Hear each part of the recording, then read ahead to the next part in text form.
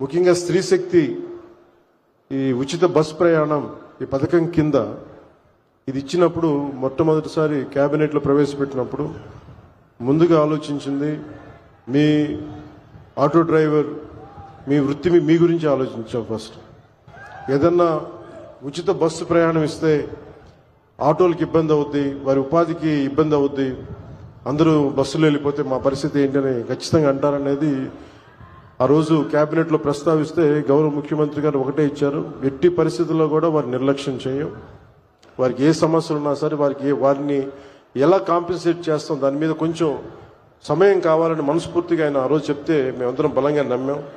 దాన్ని పెట్టుకుని ఈ రోజున మీకు 15,000 రూపాయలు చాలా సంవత్సరాల కాలంలోనే వచ్చిన వెంటనే సంవత్సరాల కాలంలో మీకు 15,000 రూపాయలు మీ అకౌంట్లో పడబోతుంది. దానికి ఆ నిర్ణయం చాలా ఇబ్బందికరమైన పరిస్థితులు ఆర్థికంగా, అలాంటిది మీకోసం 15,000 రూపాయలు ఇంత ఆర్థిక ఇబ్బందులు ఉన్నా కానీ ముందుకు తీసుకెళ్ళి మనస్ఫూర్తిగా నారా చంద్రబాబు నాయుడు గారికి మీ అందరి తరపున హృదయపూర్వక కృతజ్ఞతలు తెలియజేస్తాను.